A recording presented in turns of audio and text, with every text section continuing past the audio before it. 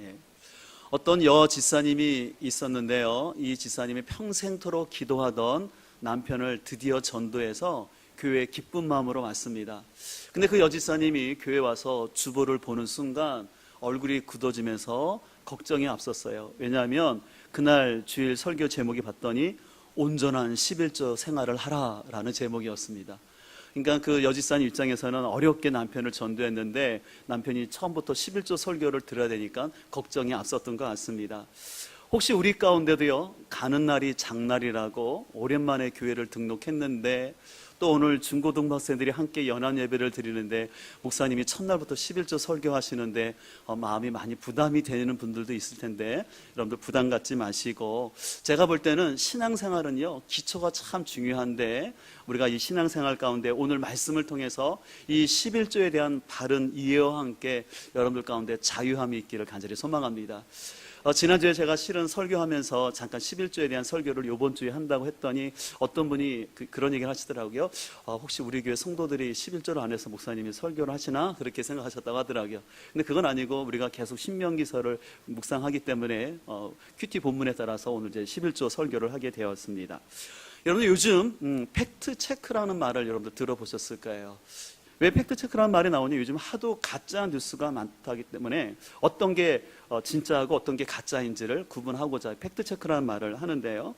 이 같은 차원에서 우리가 신앙생활에서 참 많은 성도들이 관심을 가지면서도 오해도 많고 가짜 뉴스도 많은 것이 바로 11조가 아닌가 생각합니다. 그래서 오늘 말씀을 통해서 우리는 11조에 대한 잘못된 오해는 무엇이고 또 11조에 대해서 바른 교훈은 무엇인지 오늘 본문을 통해서 함께 살펴보기를 원하는데요.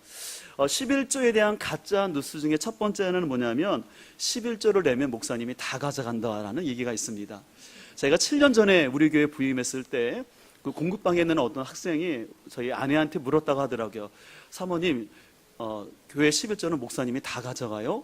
라고 어떤 학생이 진지하게 물었다고 합니다. 그래서 아내가 설명을 해줬는데 이 어린 학생들뿐만 아니라 간혹 어른들 중에서도 11조를 내면 목사님이 다 가져간다.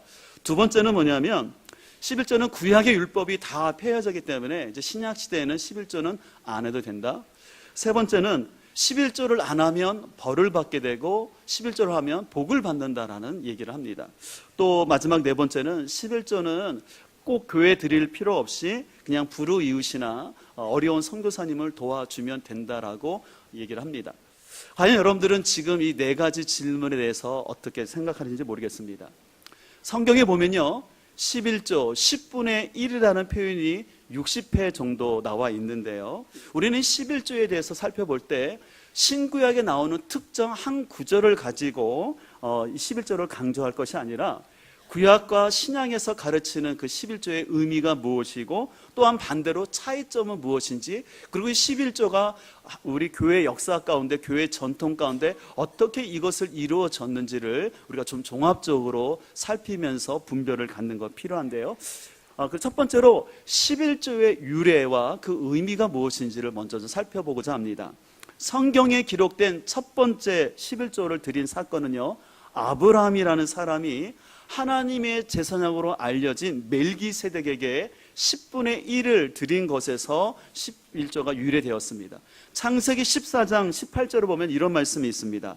살렘왕 멜기세덱이 떡과 포도주를 가지고 나왔으니 그는 지극히 높으신 하나님의 제사장이었다라고 말합니다. 그리고 20절을 보면 너희 대적을 내 손에 붙이신 지극히 높으신 하나님을 찬송할지로다 하며 아브라함이 그 얻은 것에서 10분의 1을 멜기세덱에게 주었다라고 말하고 있습니다.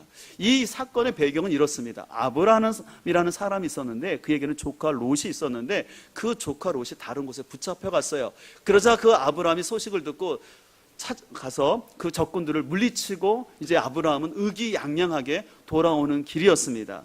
근데 그때 바로 하나님의 제사장으로 알려진 멜기세덱이 나타나서 아브라함에게 뭐라고 말하냐면 너희 대적을 내 손에 붙이신 하나님을 찬양하라 라고 얘기하는 것이었습니다. 이 말을 듣는 순간 아브라함은요, 자신의 힘으로 자신이 조카 롯을 구해왔다고 생각했지만 오늘 멜기세덱의 얘기를 들어보니까 자신의 힘이 아니라 하나님이 도와주셔서 그들을 물리쳤다는 것을 깨닫게 되었어요. 그래서 그는 그때 감사한 마음을 가지고 10분의 1을 드리게 된 것이었습니다.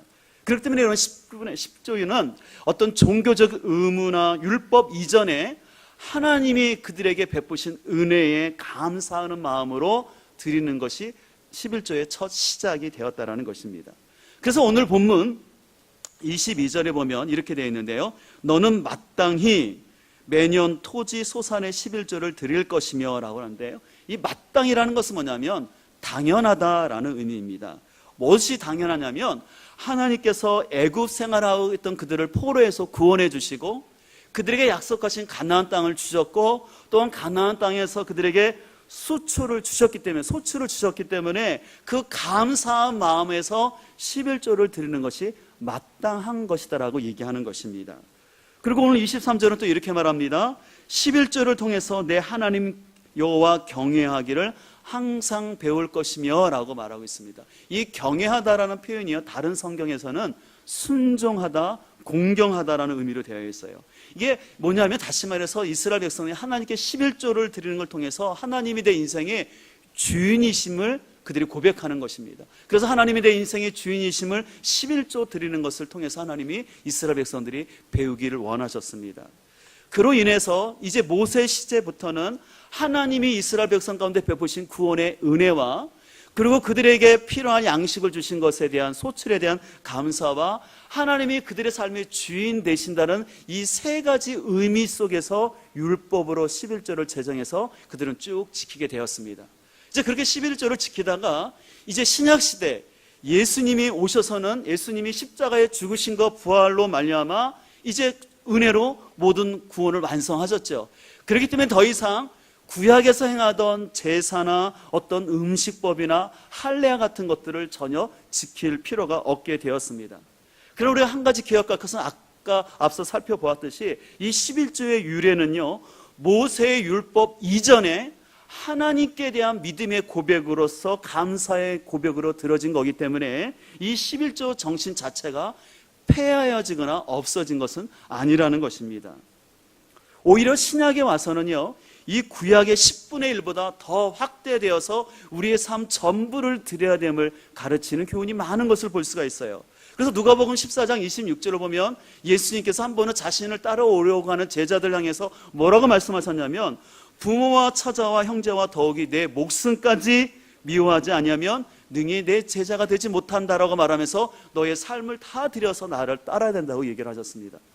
또 사도행전 2장 44절을 보게 되면 초대교회가 세워졌는데 믿는 사람이 다 함께 있어 모든 물건을 서로 통용하고 또 재산과 소유를 팔아 각 사람의 필요를 따라 나눠줬다라는 것입니다. 이 초대교회에서는 단순히 10분의 1 정도가 아니라 자신의 것을 더 많이 팔아서 공동체와 함께 나눴다고 얘기하고 있고요. 고린도후서 9장 11절은 또 이렇게 말씀합니다. 너희가 모든 일에 넉넉하여 너그럽게 연보를 함은 그들이 우리로 말미암아 하나님께 감사하게 하려는 것이다 라고 말하면서 사도 바울은 고린도 교회가 연보를 해줌으로 인해서 가난한 예루살렘 교회를 돕는 일에 함께 하였다라고 얘기하고 있습니다.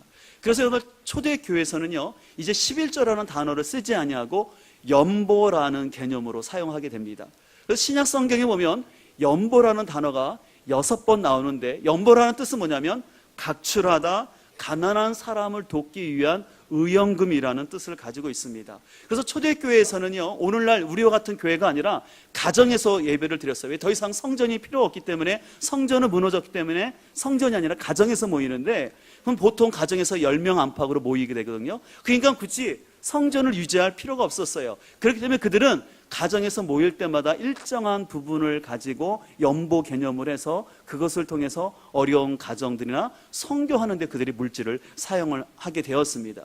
그리고 이제 초대교회가 지나고 난 다음에 중세 시대가 됐을 때 여러분들 잘 아시는 것처럼 베드로 성당 같은 큰 성당을 지으면서 이 카톨릭에서 잘못된 면죄부를 팔았어요. 이에 대해서 우리 개신교가 저항을 하면서 하나님의 말씀을 잘못되게 가르치는 카톨릭을 반대하면서 우리가 오직 은혜로 구원받는 것이지 무슨 헌금을 해서 구원을 받는다, 그런 건 잘못된 거다라고 얘기하면서 종교개혁이 일어났습니다. 그래서 종교개혁이 일어나면서 그 시대의 발전에 따라서 이제 가정교회 형태가 아니라 교회로 모이게 되었고요, 예배당에서 모이게 된 거죠. 그러니까 다시 예배당을 유지하고 관리하는 차원에서 11조가 강조가 되었습니다. 그러는 가운데 이제 지금 현 상황을 보게 되면, 서구 유럽을 보게 되면 실은 서구 유럽 기독교에서는요 11조라는 제도가 없어졌어요. 왜 없어졌냐면, 여러분들 이것을 잘 아셔야 되는데요, 지금 서구는 90%가 가나안 성도라고 그래요. 그건 뭐냐면 자신은 마음에는 하나님을 믿지만 교회를 안 나가는 사람이에요. 그래서 서구 유럽 사람들은 한 100명 중에 2-3명만이 오늘 우리처럼 예배를 드리고 나머지는 다 교회를 안 나가요. 그러면서도 자신들은 크리스찬이라고 생각하는 거예요. 그러면서 서구 유럽 국가에서는 나라마다 조금 차이는 있지만 자발적 성격의 종교세라는 것이 있어요. 그래서 교회에서 사역하는 목사님들이 거기는 공무원이에요. 우리가 공무원 시험 보듯이 그 공무원을 뽑아놓으면 그 목회자들에게 정부에서 세금으로 월급을 주게 되고, 교회 관리도 정부에서 거둔 종교세로 주기 때문에 유럽 교회에서는 11조 제도가 지금 사용하지 않습니다. 이제 유럽보다는 좀 더 신앙의 기틀이 잘 잡혀진 미국 교회에서는, 보통 미국 교회에서는 1년의 예산이 얼마라는 걸 전체적으로 공표를 해요. 그러면 성도들이 이 11조나 다양한 펀드나 다양한 모금을 통해서 교회 사역을 이룰 수 있도록 합니다. 그래서 미국 교회 가면 특징이 있는 건 뭐냐면, 광고 시간에 교회에서 이런 행사가 있는데 여러분들 많이 후원해 주십시오라는 그런 광고들을 참 많이 하게 됩니다.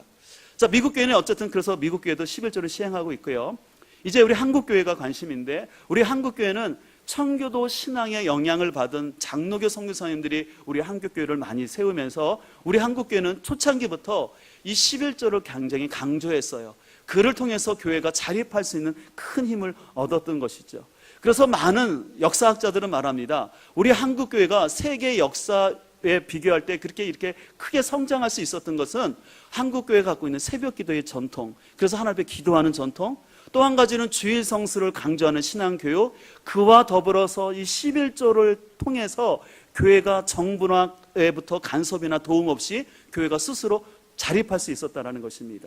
그리고 또 그것을 통해서 사회를 향해서 많은 구제 활동을 하고 있는 것입니다. 실은 많은 사람들이 몰라서 그런지 우리 사회 가운데 많은 복지와 사회 분야를 위해서 교회가 많이 헌신하고 있습니다. 근데 그런 뉴스들은 안 나오고 일부 대형교회 목사님이나 어떤 그런 것들만 자꾸 뉴스에 나오다 보니까 우리 개신교가 하는 좋은 역할들은 안 보여지고 있지만, 실은 한국교회가 이런 11조를 통해서 좀 많은 사회를 섬기고 있는 것을 알 수가 있습니다. 그래서 제가 지금까지 설명한 걸 잠깐 도표로 좀 설명해 드리면, 성경에서 처음 11조는 아브라함이 기원전 2000년경에 한 것이었고요. 그 후에 400년 정도 지나서 모세 때 율법으로서 11조를 하게 되었습니다. 이제 그것이 이제 신약에 와서는 예수님의 구속사역의 완성으로 인해서 구약의 제사법과 율법은 더 이상 지키지 않지만, 그래서 초대교회에서는 11조가 아니라 연보라는 개념으로 사용하다가 종교개혁을 거치면서 다시 이 헌금 11조에 대한 얘기가 나왔고, 그래서 아까 말씀드린 서구 교회에서는 종교세 형태로 가기 때문에 11조를 얘기하지 않는 거고, 미국과 한국 교회에서는 이 11조 제도를 시행하고 있음을 여러분들이 좀 참고로 아시면 좋겠습니다. 근데 중요한 것은 예수님께서도 가이사의 것은 가이사에게, 하나님의 것은 하나님께 바치라고 말씀하셨듯이, 우리 그리스도인은요 국민의 의무로서 국가의 세금을 다 낼 뿐만 아니라 우리는 하나님의 통치를 받는 백성으로서 하나님의 복음 사역을 위해서 우리는 하나님께 11조와 예물을 드리는 것입니다. 이런 차원에서 여러분들 가끔 인터넷이나 또 일부 유튜브를 보게 되면, 이제는 율법이 폐허되기 때문에 11조를 드릴 필요가 없다라고 말하는 그런 영상을 볼 수가 있어요. 또 이런 일부의 책들이 나와 있습니다. 나름 저도 공부를 해보면 그 얘기들이, 주장들이 흥미가 있고 또 사람들이 좋아할 만한 내용이지만, 그들은 이 신약에서 강조하는 전부를 드려야 함에 대한, 또 교회의 역사와 전통 가운데 이 11조 제도가 시행되고 있는 또 그 각 나라의 문화적인 특성들은 다 무시해놓고 극단적인 표현들을 하는 것을 볼 때 좀 조심스러운 마음이 있습니다. 그래서 미국의 공인회계사로서 크리스찬 재정 강의를 하고 있는 김동윤 교수는 이런 말을 했습니다. 11조 폐지론을 얘기하면서 불우 이웃돕기와 같은 연보만을 강조하는 사람들의 주장은 한마디로 11조 헌금하기 싫어하는 사람들의 자기 황리화다라고 얘기를 하는데, 굉장히 저도 공감이 가는 내용이었습니다. 예수님께서는 마태복음 5장 17절에 이렇게 말씀하셨어요. 내가 율법을 폐하러 온 것이 아니라 율법을 온전케 하러 오셨다고 말씀하셨죠. 그러면 율법의 근본 정신은 무엇입니까? 하나님 사랑과 이웃 사랑 아니겠습니까? 그래서 우리의 실은 11조 속에서는 하나님 사랑에 대한 믿음이 담겨져 있을 뿐만 아니라 그 공동체를 향한 사랑의 마음이 담겨진 거기 때문에 우리가 이 11조가 폐기됐다라고 얘기할 필요가 없는 것이죠. 두 번째로 여러분 11조의 용도가 무엇인지를 함께 살펴봐야 되는데요. 오늘 본문 27절부터 29절을 보게 되면 이렇게 되어 있는데요. 본문을 27절 보면 내 성읍에 거주하는 레위인은 너희 중에 분깃이나 기업이 없는 자이니 또한 저버리지 말지니라고 말하고요. 29절은 너희 중에 분깃이나 기업이 없는 레위인과 내 성중에 거류하는 객과 및 고아와 가부들이 와서 먹고 배부르게 하라. 이 말씀을 통해서 보면요, 구약에서는 11조가 세 가지 용도로 사용됐어요. 첫 번째는 뭐냐면 분깃이 없이 하나님을 섬기는 레위인과 제사장을 위해서 사용되었고요. 두 번째는 성전 제사와 성전 유지 관리를 위해서 사용되었고, 세 번째는 그 공동체 안에 있는 가난한 사람들을 위해서 이 11조가 사용되었습니다. 근데 이 구약에서의 사용 용도는요, 신약에 와서도 그대로 연속적으로 이어지는 것을 볼 수가 있는데, 디모데전서 5장 18절에 보면 이렇게 말씀하고 있습니다. 소의 입에 망을 씌우지 말라 하였고 또 일꾼이 그 싹을 받는 것이 마땅하다라는 말씀을 통해서 하나님의 사역을 위해서 전적으로 헌신하는 사람들을 위한 사례 용도로 사용됐고요. 빌립보서 4장 16절에서 사도 바울이 이렇게 말합니다. 데살로니가 있을 때에도 너희가 한 번뿐 아니라 두 번이나 나의 쓸 것을 보내었도다. 그러니까 사도 바울의 선교 사역에 그들이 후원을 했다라고 얘기하고 있고요. 로마서 15장 26절은 아가야 사람들이 지금의 고린도 지역을 말하는데요. 예루살렘 성도 중 가난한 자들을 위해서 기쁘게 얼마를 연보하였다. 그래서 가난한 이웃을 위해서 이 11조가 사여진 것을 볼 수가 있습니다. 우리 교회도 마찬가지입니다. 이런 원리에 따라서 우리 교회 재정 지출의 건정성을 유지하려고 하는데요. 제가 설교를 준비하면서 우리 사무간사에게 지난 1월부터 4월 달까지 교회 재정 지출이 어떻게 되는지 크게 항목들을 제가 좀 보고를 하라고 그랬어요. 보시게 되면 우리 교회에서 사역하고 있는 5명의 교육자 사례비로 25.5%가 지출되었고요. 외부로 지출되는 선교비와 구제비가 27%. 여러분 아시는 것처럼 이번에 우리 교회에서 차량도 구입했고 또 우리 교회학교와 또 교회 운영비 등으로 해서 47.5%가 지출을 되었습니다. 또 지난주에도 제가 우리 재정 장로님과 상의해서 한 가정을 위해서 긴급 구제 헌금을 지출했는데요. 그래서 우리 교회가 어쨌든 좀 균형 있게 저는 재정 지출이 되려고 신경을 쓰고 있습니다. 그래서 여러분들 지금 오늘 본문 28절에 보면 이 28절 말씀에 보면 매 3년 끝에 그의 소산의 10분의 1을 다 내어 내 성읍에 저축하여라고 되는데요. 이 말씀을 3년째는 11조를 한 번 더 드린다라는 의미로 해석할 수도 있고요. 아니면 3년째의 11조는 성중에 있는 가난한 사람을 위해서 사용되어진다라고도 사용될 수 있는 두 가지 다 해석이 가능합니다. 그런데 중요한 것은 뭐냐면 이 11조가 그 용도에 맞게끔 사용되어져야 된다는 것입니다. 그래서 그 11조의 사용 용도 속에는 그 공동체 안에 있는 가난한 사람들을 외면하지 말고 돌보라는 의미가 담겨져 있다는 것이죠. 그래서 구약의 이스라엘 백성들은요, 이렇게 11조를 비롯하여서 그들이 절기 헌금이나 하나님께 드리는 번제물들을 취합했을 때 학자마다 견해는 좀 다르지만 한 20에서 30%를 하나님께 헌금으로 드렸다라고 얘기를 하고 있습니다. 이것을 통해서 하나님은요, 이스라엘 백성들이 신종 국가가 되기를 원했어요. 다른 나라와는 틀리게 하나님을 섬기는 나라로서 이 11조가 사용되어지고 또 하나님이 통치하시기 때문에 가난한 자가 없이 하나님의 공급하심으로 살아가는 그런 나라를 만들기를 원하셨다는 것이죠.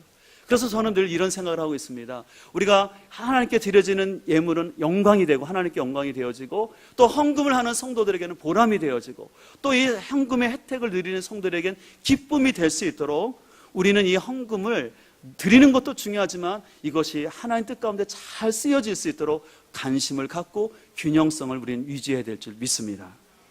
자, 그렇다면 이제 그럼 우리는 구체적으로 어떻게 11조를 비롯한 헌금을 드려야 할까? 그 자세를 살펴볼 필요가 있는데요. 11조와 관련해서 우리가 좀 대표적으로 오해하는 한 구절을 좀 짚고 넘어갈 필요가 있는데, 바로 구약성경 말라기 3장 10절의 말씀입니다. 이 말라기 3장 10절은 때로는 11조에 대한 강조의 말씀으로 많이 사용되지만 제가 볼 때는 굉장히 많이 잘못된 해석을 하고 있는 말씀이에요. 말라기 3장 10절에 보면 이렇게 되어 있습니다. 만군의 여호와가 이르노라, 너희의 온전한 11조를 창고에 들여 나의 집에 양식이 있게 하고 그곳으로 나를 시험하여 내가 하늘의 문을 열고 너희에게 복을 쌓을 것이 없도록 붙지 아니하나 보라 라고 말하고 있는데요, 이 말라기 말씀을 해석하기 위해서는 시대적 배경과 앞뒤 문맥을 보셔야 돼요. 하나님은요, 그 당시 말라기라는 선지자에게 뭐라고 하냐면 이 백성이 돌아오라, 자꾸 돌아오라는 메시지를 했어요. 그러자 이스라엘 백성들은 하나님, 우리가 하나님께 지금 예배 드리고 있고 예물 드리고 있는데 자꾸 우리 뭘 보고 돌아오라고 합니까? 라고 하면서 이스라엘 백성들은 좀 짜증나는 투로 하나님께 항변을 했던 것이었어요. 그러자 하나님은 너희가 드리는 예물과 제사가 제대로 된 예배가 아니라는 거. 왜냐하면 말라기 시대 때는요, 그들이 생각하던 어떤 이상적으로 생각하던 하나님의 나라가 통치가 임할 줄 알았거든요. 근데 그들이 생각하는 하나님의 나라가 통치가 안 되는 것이에요. 그러다 보니까 이스라엘 백성들이 하나님께 예배를 드리는데 건성으로 드리고, 그러다 보니까 예물도 제대로 안 드렸던 거예요. 그러니까 하나님께서 뭐라고 말씀하셨냐면, 너희가 온전한 11조를 드려봐라. 그러면 내가 너희들에게 복을 주시지 않나 시험하라 보면 말씀하시면서 하나님이 좀 답답한 마음 가운데 이 말씀을 하신 것이었어요. 이 말을 좀 더 여러분들 쉽게 이해하기 위해서 이렇게 설명할 수 있을 것 같아요. 공부를 안 하고 속썩이는 자녀가 있어요. 그랬을 때 부모님이 뭐라고 말하냐면, 야, 네가 좀 책이라도 좀 읽어라. 그러면 엄마가 집 팔아서도 유학 보내줄게 라고 얘기를 했습니다. 그러면 말귀를 알아듣는 자식은 뭡니까? 지금 부모님이 나보고 공부하라는 거나 알고 공부를 할 거예요? 근데 말귀를 못 알아듣는 녀석은 어떻게 할까요? 한 1시간 정도 책 본 다음에 엄마 나 책 봤으니까 집 팔아서 나 유학 보내주세요. 막 이런 말을 할 거예요.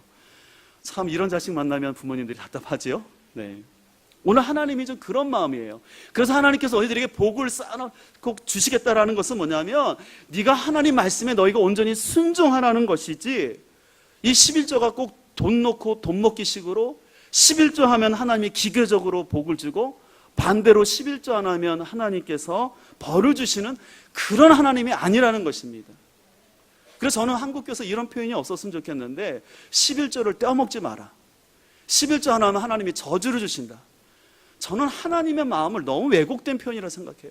우리 하나님이 무슨 우리가 11조 안 했다고 벌을 내고 저주하시는 그런 째째한 하나님이 아니라는 거예요. 제발 여러분들 그런 오해가 없었으면 좋겠어요. 특별히 우리는 이 11조 하면 10분의 1, 그래서 1이라는 산술적인 계산에 너무 목매이는 것 같아요. 그래서 우리는 그런 얘기를 하죠. 목사님 11조를 드려야 되는데 제 순수익의 11조를 드려야 됩니까? 매출액의 11조를 드려야 됩니까? 아니면 세금 떼기 전에 11조를 드립니까? 세금을 띈 다음에 드려야 됩니까? 우리 학생들은 목사님 명절 때 받은 11조는 해도 되고 부모님 다른 때 받은 용돈은 11조를 해야 되나요? 말아야 되나요? 막 그렇게 물어요. 근데 잘 들었으면 좋겠어요. 성경에서 10분의 1을 드린다 할 때 1은 뭐냐면 1은 첫째를 의미해요. 첫 번째 거. 그래서 구약에 보면 첫 번째, 첫 양, 첫 예물을 드리라고 말하는데 그것은 대표를 하는 거예요. 내 가진 수익 중에 대표해서 드립니다. 먼저 드린다라는 그런 의미가 담겨져 있는 거예요. 그래서 이스라엘 백성들이 10분의 1을 드린다라는 것은 뭐냐면 하나님이 나를 구원해 주셨고 나에게 은총을 베풀어서 이 많은 소출을 주셨는데 그 중에 것을 대표해서 하나님께 먼저 드린다라는 것이 이 11조의 의미이지 단순히 수학적인 산수적인 문제가 아니라는 것입니다. 그렇기 때문에 이런 마음을 가진 사람은 10분의 1을 드리고 난 다음에도 10분의 9를 내 마음대로 사용하는 것이 아니라 하나님의 뜻 가운데 재정을 사령하려고 하나님의 뜻을 물으면서 잘 흘려보내는 사람입니다. 그래서 우리가 중요한 것은 이 11조를 뿐만 아니라 헌금을 드리는 자세인데, 고린도후서 9장 7절은 우리가 어떻게 예물을 드려야 할지 가르치고 있는데요. 우리 같이 한번 고린도후서 9장 7절 말씀을 앞에 자막을 보고 함께 읽도록 하겠습니다. 각각 그 정한 대로 할 것이요.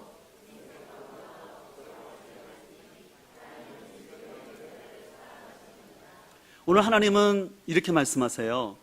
각각 그 마음에 정한 대로 하지 결코 인색함으로 하지 말라는 것입니다. 그러니까 자신의 믿음의 분량에 따라 하나님을 향한 사랑, 공동체를 향한 사랑의 마음을 가지고 자기 형편껏 하라는 것이고, 절대 하나님께 드릴 때 인색함으로 억지로 하지 말라는 것이에요. 저도 동일한 마음입니다. 아직 여러분이 믿음이 없을 때 억지로 체면 때문에 헌금 안 하셔도 좋습니다. 그러나 하나님 앞에서는 즐겁게 드리라는 것입니다. 그래서 오늘 본문 29절에도 하나님은 뭐라고 말씀하시냐면, 너희 중에 분깃이 없는 이런 레위인과 과부들을 살피보면서, 그래서 마지막 끝부분에 보면, 그러므로 내 하나님 여호와께서 내 손으로 하는 범사에 내게 복을 주시겠다라고 말씀하시면서, 하나님은 그 앞에 그 백성들이 거기서 즐겁게 배부르게 하기를 원하셨다라는 것이에요. 그래서 하나님, 우리가 드려지는 예물을 통해서 공동체가 즐겁게 드리고 함께 예배하는 공동체가 다 같이 배불리 먹기를 원하시는 하나님의 마음을 전해주신 것이죠. 그래서 우리는 하나님 앞에 드릴 때 내가 드려지는 이 예물이 하나님 복음 사역을 위해 사용할 뿐만 아니라 우리 성도 중에 어려운 지체들을 위해서 사용된다라는 그 사실을 알 때 내가 즐겁게 드릴 수 있다라는 것이죠. 제가 미국 박사과정을 공부하기 위해서 갔을 때 텍사스 달라스에 보면 포로스 하우스 처치라는 교회에 가서 예배를 드렸는데요, 그 교회가 참 인상적인 예배였어요. 그래서 제가 아주 잠깐 그 영상을 3년 전에 담아왔었는데요, 잠깐 보도록 하겠습니다.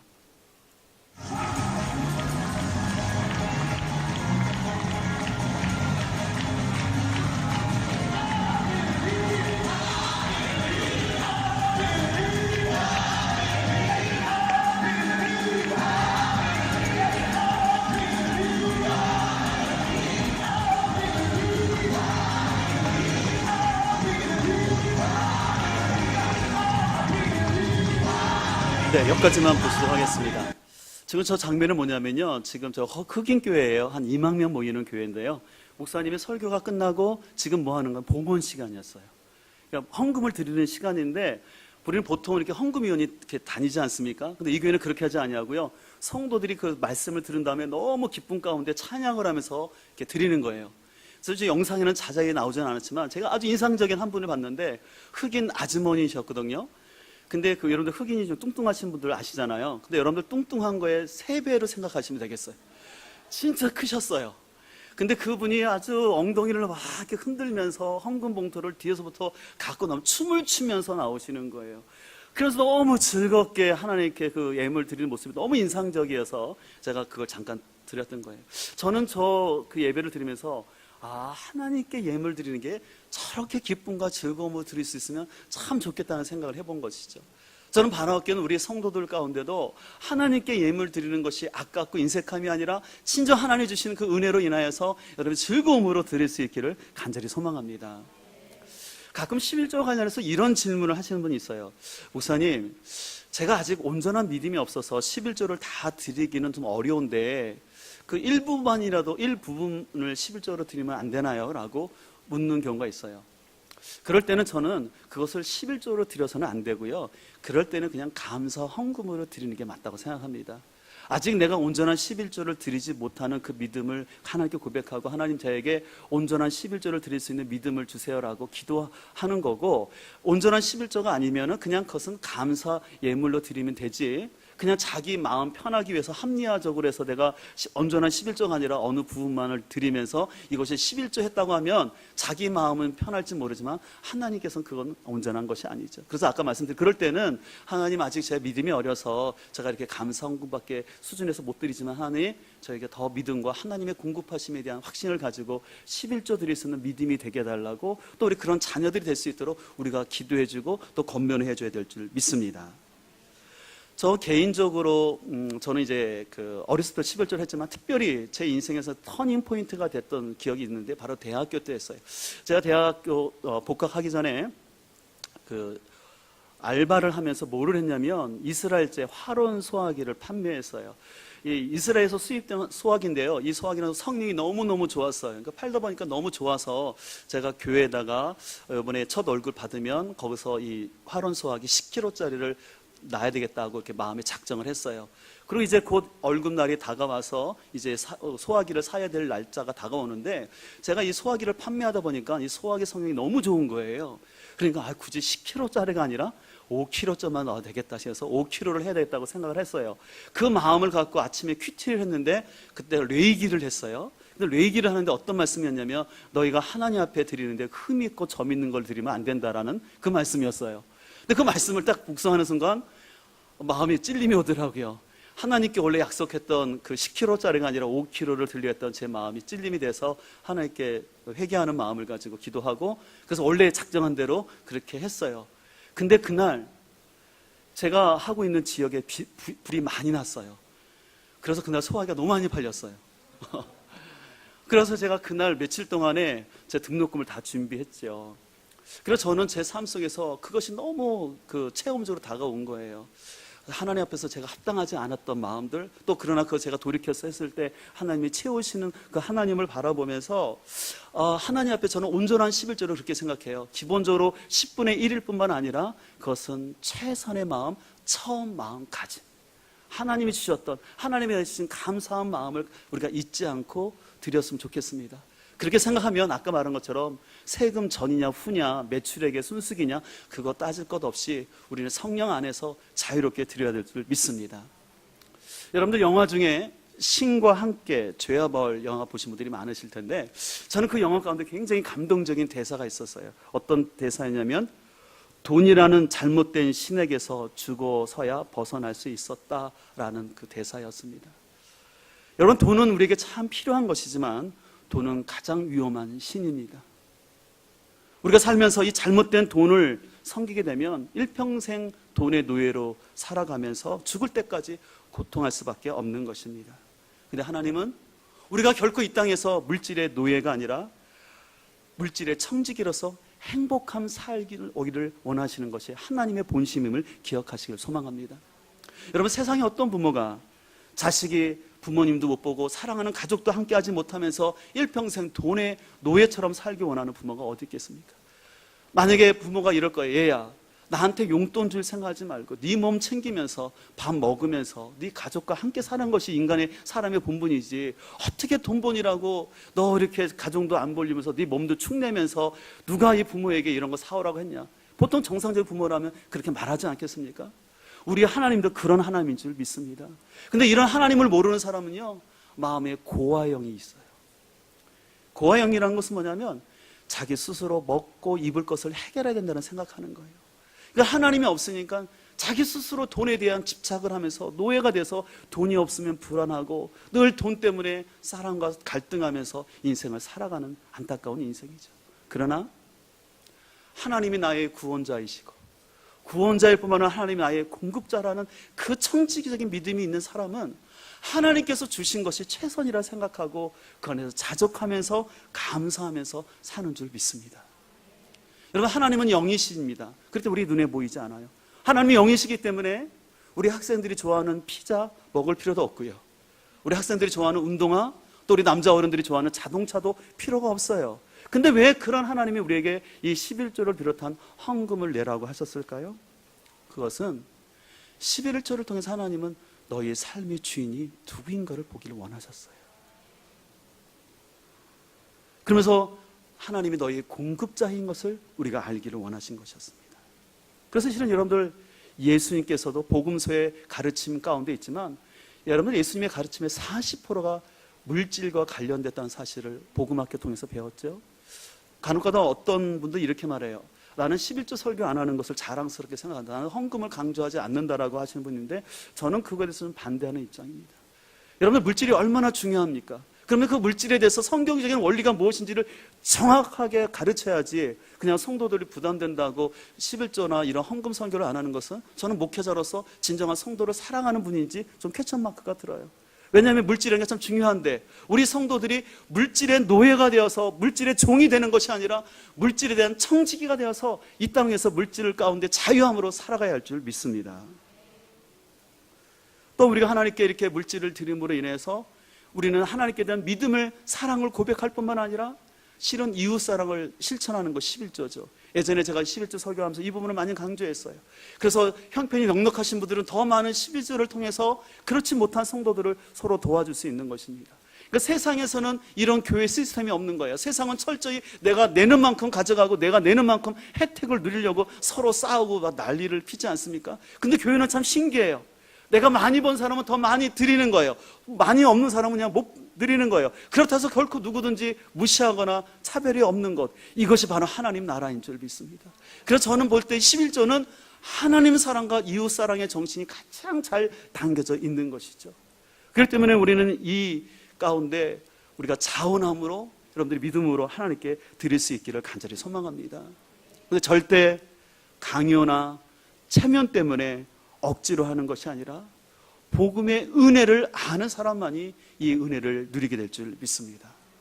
이제 우리 오늘 교회 또 새가족들도 많고 또 우리 중고등학생들도 함께 예배를 드렸는데, 오늘 설교를 통해서 여러분들이 헌금에 대한 부담이 아니라 이 11조를 통해서 주시고자 하는 그 하나님의 본심을 깨닫고 여러분들이 진정으로 자유함과 기쁨이 있기를 간절히 소망합니다. 이제 우리 그런 마음을 가지고 함께 좀 찬양하기를 원하는데요. 우리 찬송가 213장입니다. 우리가 봉헌 찬송으로 많이 드리는 찬양인데요. 나의 생명 드리니 주여 받아주셔서 세상 살아갈 동안 찬송하게 하소서라는 찬양인데요. 우리의 가사의 내용을 생각하시면서 우리 또 오늘 말씀을 기억하면서 우리 기도하는 마음을 가지고 213장 찬양 드리겠습니다.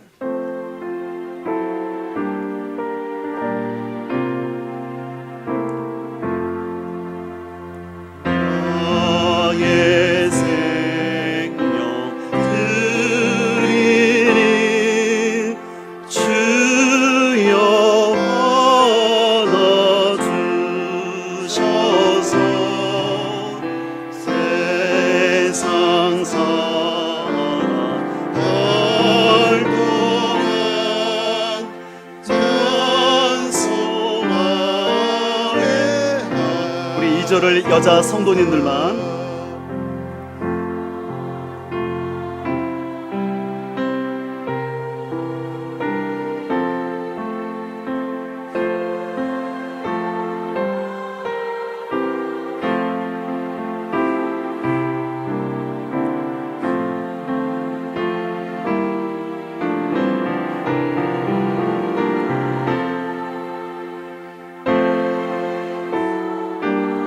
우리 남자 성도님들이 3절합니다. 나의 음성 들으니 나의 음성 들으니 주여 받아주셔서 주의 진리 말씀만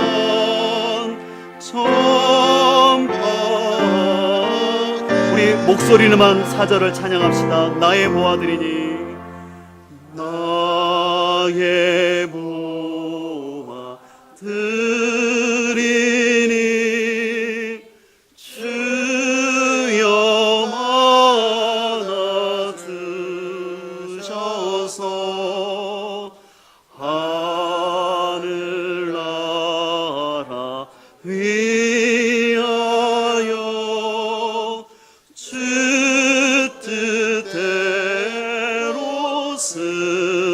우리 다 함께 믿음의 고백을 가지고 나의 시가 들으니 주여 받아주셔서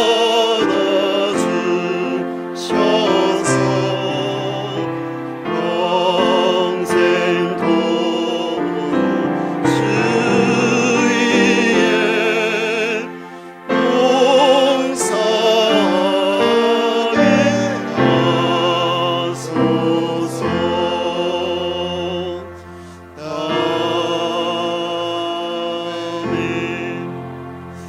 함께 기도하며 나가기를 원합니다.